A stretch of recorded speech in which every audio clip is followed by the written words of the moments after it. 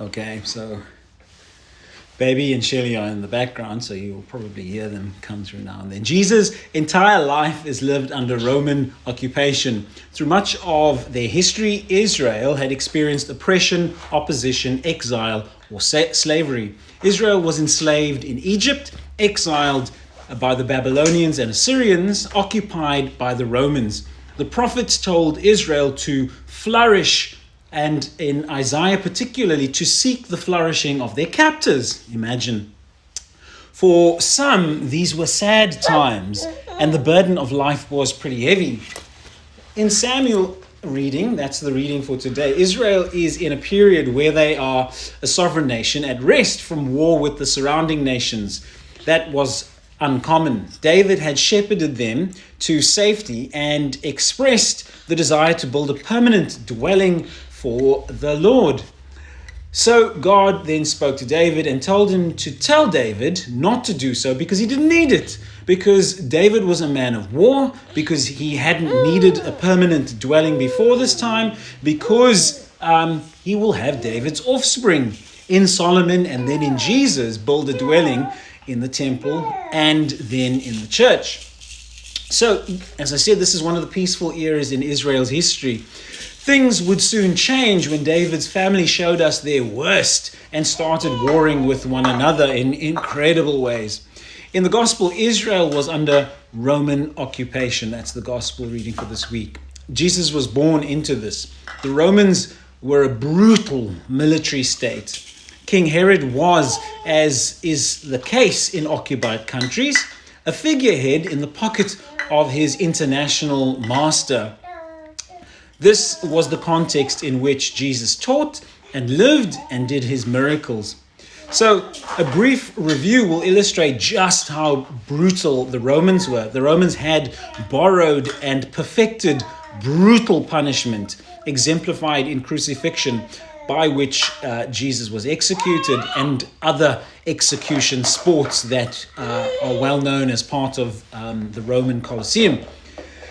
The same goes for other nations Israel was under. In all these situations, they primarily, through the prophets, struggle with God. They also struggle and suffer under their oppressors. In Egypt, they were slaves, but they also would have learned Egypt's advanced knowledge at the time. Moses was brought up in Pharaoh's palace and would have received the most prestigious education in the world at the time. And then after 430 years in Egypt, Israel had grown from a family to a thriving nation. Israel flourished and outlasted their oppressors. They endured their oppression, and God faithfully led them out. So, under extraordinarily trying circumstances, God caused Israel to flourish and fulfilled his promise to David in his son Jesus. And Jesus becomes the head of the church.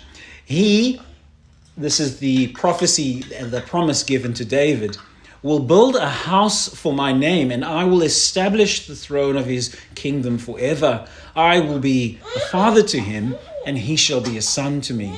So similarly, Jesus, with Israel under occupation at the time, with corrupt moral and political leaders and opposition from all around, shepherded his disciples and Israel, making them into the dwelling that was promised.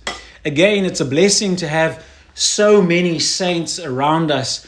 For thousands of years, we have this cloud of witnesses, but also to have saints around us right now and to count them as models. So here's the thing, though, because it's easy to get carried away with pietist presentations. Today, that kind of thing is called virtue signaling. When we look at scripture, there's always a kernel of truth in pietist rhetoric. For instance, when Satan confronted Jesus in the desert, or through Judas was concerned that the prostitute's gift could have fed the poor. Hey, Bubby. And that's true. It could have fed the poor. But Jesus' retort was worship is more important. Judas was a masked traitor, a dangerous clown. Essentially, Jesus' response to him is first things first. Everything else follows. So, the poor are suffering and will continue to suffer more under corrupt, forces and powers, and etc. We see this in history, in Egypt, in Rome, in the USA, in South Africa. But that can change if first things are first. I'm glad to see how many Christians are interceding and doing their faith right now in trying times, putting first things first. The sovereignty of God and the sovereignty of human life, putting first things first. One thing I learned is that you can't fight an enemy on their ground. You can't fight philosophy, fight politics on their ground. We have to start with that first principle, sovereignty. In plain language, God is. History is a great teacher. Martyrs are great teachers. They kept the confession of their faith primary. And because of it, they made their lives and then ultimately their deaths the centerpiece. Father, thank you that you have been faithful in the most trying of times.